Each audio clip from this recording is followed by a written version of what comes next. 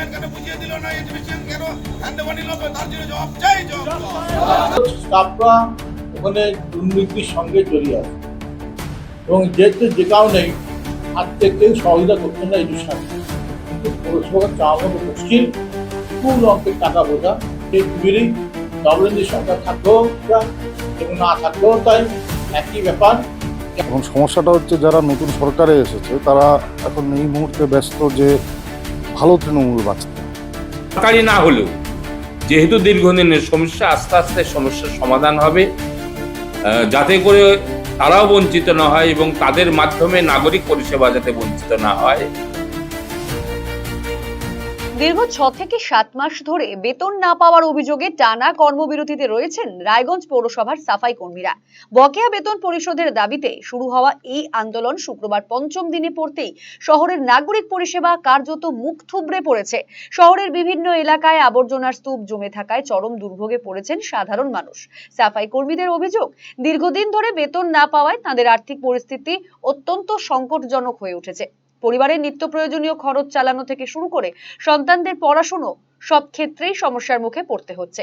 বিগত দিনে একাধিকবার তৃণমূল পরিচালিত প্রশাসক বোর্ডের কাছে আবেদন নিবেদন করা হলেও কোনো ইতিবাচক ফল মেলেনি বলে দাবি কর্মীদের। রাজ্যে পরিবর্তনের পর রায়গঞ্জ পৌরসভায় নতুন প্রশাসক নিয়োগ করেছে রাজ্য সরকার। বেতন সংক্রান্ত সমস্যার সমাধানের আশায় নবনিযুক্ত প্রশাসকের সঙ্গেও একাধিকবার দেখা করেন সাফাই কর্মীরা, কিন্তু এখনো পর্যন্ত সমস্যার কোনো স্থায়ী সমাধান না হওয়ায় ক্ষোভ আরো বাড়ছে কর্মীদের মধ্যে। অন্যদিকে কর্মবিরতির জেরে শহরের বিভিন্ন রাস্তা, বাজার এবং জনবহুল এলাকায় আবর্জনা জমে রয়েছে। কোথাও কোথাও নর্দমার পাশেও নোংরা জমে থাকায় দুর্গন্ধে অতিষ্ঠ হয়ে পড়েছেন বাসিন্দারা। বর্ষার মরশুমে এই পরিস্থিতি জনস্বাস্থ্যের জন্য বড়সড় ঝুঁকি তৈরি করতে পারে বলে আশঙ্কা করছেন নাগরিকদের একাংশ। শহরবাসীর প্রশ্ন, দীর্ঘদিন ধরে বেতন বকেয়া থাকার পরও কেন সমস্যার সমাধান করা যাচ্ছে না? পৌরসভার আর্থিক সংকট নাকি প্রশাসনিক জটিলতা?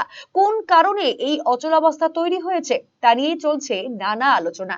এদিকে রায়গঞ্জ পৌরসভার এই অচলাবস্থা ঘিরে রাজনৈতিক মহলেও শুরু হয়েছে জোর চর্চা।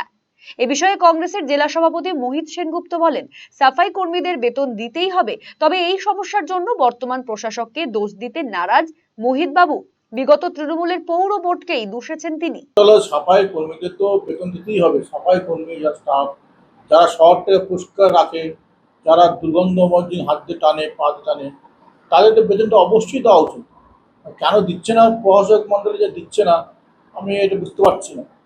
বেতন না দিয়ে কাজ হবে কিন্তু। শহরে আবর্জনা ভর্তি, শহর দুর্গন্ধময় হয়েছে, একটু বৃষ্টি হলে জলে কাদায় নোংরা হইতে হচ্ছে, মানুষ বিদেশদ্ধ হয়েছে।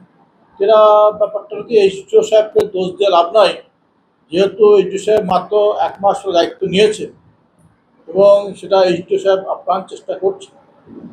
আমরা দেখা করছিলাম, এর সঙ্গে দেখা করেছিলাম, বিভিন্ন বিষয়ে আলোচনা করেছিলাম যে কোথা থেকে ফান্ড কালেকশন হবে, কেননা এখন পৌরসভার ভান্ডারে শূন্য। কিন্তু ফান্ড কালেকশন বিগত বোর্ড বহু বিল্ডিং প্ল্যান পাস ছাড়া বিল্ডিং হয়ে গেছে, কাউন্সিলররা মোটা মোটা টাকা নিয়ে সেই সব বিল্ডিং হয়ে গেছে কোনো রকম বিল্ডিং প্ল্যান পাস ছাড়াই। সেহেতু সেই সব মালিকদেরকে আমরা বলছিলাম যে আপনারা ডাকেন, নিশ্চয়ই তারা যেতে প্রস্তুত। তারা বিল্ডিং প্ল্যান পাস করতেও চেষ্টা করেছিল, কিন্তু করা নাই। Building pass fees plus fine দিয়ে যদি একটা টাকা অঙ্ক আদায় করা যায়, তাহলে এইসব স্টাফ এবং পেনশনাররা টাকাগুলো পাবে। কিন্তু সেটা কতদূর হয়েছে আমরা জানি না, কিন্তু আমরা এইটুকু বুঝতে দিয়েছি। আমি আশাবাদী ইও সাহেব আশা করি সাহায্য সহযোগিতা করবে সবকে, কেননা এইসব জানে গভর্নমেন্টের মানুষ, গভর্নমেন্টের স্টাফ, উনি অফিসার, গভর্নমেন্ট অফিসার, উনি যদি এই সাহেবকে সহযোগিতা করেন নিশ্চয়ই এই পৌরসভা চলবে। আর এদিকে ডবলেন্দ্র সরকার, তাদের দায়িত্বও আছে এই পৌরসভাটা কীভাবে চলে। আমি খুব খুশি হয়েছিলাম, নতুন বিধায়ক হয়েছিলেন, 4 থেকে 5 তারিখে দেখা করতে স্টাফদের সঙ্গে উনি বলছিলেন আমি আমার সাধ্যমতো আমি চেষ্টা করব যাতে এরা বেতনগুলো পায়। কিন্তু আজকে পৌরসভার স্টাফ যে সেই তিমিরেই আছে, তাদের কোনো উন্নতির আশা নেই। একটা কথা, যে পেটে গামছা বেঁধে কাজ করতে পারবে না। শহরটা অপরিষ্কার অপরিচ্ছন্ন হয়েছে একমাত্র স্টাফরা বেতন পাচ্ছে না বলেই আজকে। এ বিষয়ে সিপিএম নেতা তীর্থ দাস বলেন, পৌরসভার সাফাই কর্মীদের 6 মাসের বেশি বেতন বাকি রয়েছে। নতুন প্রশাসক বসার পরেও তাদের দাবি মান্যতা পায়নি। বর্তমানে নতুন সরকার ব্যস্ত ভালো তৃণমূল বাঁচতে। এটা তো ঠিকই যে তাদের তো 6 মাসের আগে তাদের এমনি বকেয়া বেতন বাকি আছে, এবং তাদের যে মাস পয়লার যে বেতনের যে দাবি, সে দাবি নতুন প্রশাসক বসাবার পরেও সে দাবি তাদের মান্যতা দেওয়া হয়নি। তো সেই ক্ষেত্রে তারা যদি কাজ বন্ধ করে, তো সেক্ষেত্রে তো তাদের বিরুদ্ধে কোনো কিছু বলার নেই। এখন তারা আমাদের রায়গঞ্জের মাননীয় বিধায়ক মন্ত্রী হয়েছেন, তার উদ্যোগ নেওয়া উচিত ভালো তৃণমূল বাঁচার আগে। এই সমস্ত সাফাই কর্মীরা বেতন পাচ্ছে না, গোটা শহর জুড়ে একটা নোংরা প্রতিগন্ধময় পরিস্থিতি, এই ব্যাপারে তার একটু এগিয়ে আসা উচিত। রায়গঞ্জের এমপি রয়েছেন, তিনিও বিজেপির, তারও একটু এগিয়ে আসা উচিত যে কি সমস্যা হচ্ছে, প্রশাসকের সাথে কথা বলে তাদের বকেয়া বেতন সরকারের হাত দিয়ে বা অন্য কোনোভাবে যদি তাদের বকেয়া বেতনটা দিয়ে তাদেরকে কাজে ফেরানো যায়। এ ব্যাপারে তাদের অবশ্যই আমাদের সাংসদ বিধায়ককে উদ্যোগী হতে হবে। যাদের বেতন বাকি তাদের বেতন দিতে হবে, এটাই তো সমাধান, আর তো কিছু নেই। আমি দীর্ঘদিন ধরে লোকগুলোকে দিয়ে কাজ করালাম, তাদের বেতন দেবো না, তাদের সংসার কি করে চলবে? তারা তাদের দাবিতে তারা স্ট্রাইক করতেই পারেন, তারা ওই জন্য স্ট্রাইক করেছে। এক্ষেত্রে তো তাদের কোনো দোষ দিয়ে লাভ নেই, আমরা তাদের দোষও খুঁজে পাই না। আমি সারাদিন কাজ করব, কাজ করার পর যদি আমি নিজের বেতনটা না পাই, তাহলে আমার সংসারটা চলবে কি করে? সে ব্যাপারটি দিকটাও তো। যদিও এ বিষয়ে বিজেপির জেলা সভাপতি নিমাই কবিরাজ বিগত তৃণমূল পৌর বোর্ডের বিরুদ্ধে তীব্র আক্রমণ শানিয়েছেন। ধীরে ধীরে সমস্যার সমাধানের বিষয়ে আশা প্রকাশ করেছেন তিনি। সমস্যা নয়, দীর্ঘদিনের সমস্যা।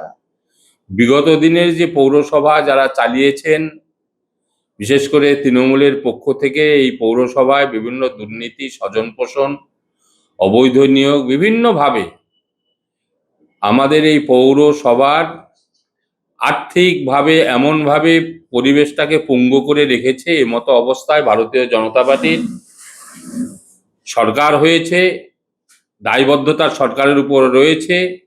আমরা আমাদের সরকার, পশ্চিমবাংলার সরকার আপ্রাণ চেষ্টা করবে তাদের সম্মান জানানো, তাদের অধিকার ফিরিয়ে দেওয়া, এবং সেই প্রচেষ্টা আমার দৃঢ় বিশ্বাস প্রশাসনের পক্ষ থেকে ভাবছে, সরকারের পক্ষ থেকে ভাবছে খুব তাড়া। কারণ পৌরসভা সুন্দরভাবে চলুক, সচ্ছলভাবে চলুক, পরিষ্কার পরিচ্ছন্নভাবে চলুক, সেটা নাগরিকরা যেমন চায় আমরাও তেমনি চাই। তো তাই আমার দৃঢ় বিশ্বাস শীঘ্রই এগুলো সমস্যার সমাধান হয়ে যাবে এবং নাগরিক পরিষেবা থেকে মানুষ সঠিকভাবে পেয়ে যাবে, এই আশা বিশ্বাস রয়েছে। আপনারা কি দলীয়গতভাবে প্রশাসকের কাছে অর্থ না হবে ততক্ষণ পর্যন্ত কোনো সমস্যার সমাধান হবে না, এবং অর্থের সংগ্রহের জন্য আমাদের সরকারের কাছে আমাদের দাবি দেওয়া, আমাদের মন্ত্রী মহাশয় রয়েছেন, উত্তর দিনাজপুর জেলায় 2 জন মন্ত্রী আমরা পেয়েছি, মাননীয় এমপি সাহেব রয়েছে, প্রশাসনের সঙ্গে ঘন ঘন বৈঠক হচ্ছে, কিভাবে চটজলদি এই সমস্যার সমাধান করা যায় তার প্রচেষ্টা চলছে, এবং শীঘ্রই এইসব সমস্যার সমাধান হয়ে যাবে। নাগরিক পরিষেবা থেকে শুরু করে সেখানকার সাফাই কর্মী যারা আছে তারাও যাতে বঞ্চিত না হয়, সমস্ত দেখার বিষয় আমরা দেখছি, সহানুভূতির সহিত দেখছি। বর্তমানে সকলের নজর প্রশাসনের দিকে। কবে বেতন পাবেন সাফাই কর্মীরা এবং কবে স্বাভাবিক হবে রায়গঞ্জ শহরের সাফাই ব্যবস্থা, সেই উত্তরই খুঁজছেন নাগরিকরা। আরসিটিভি সংবাদ, রায়গঞ্জ।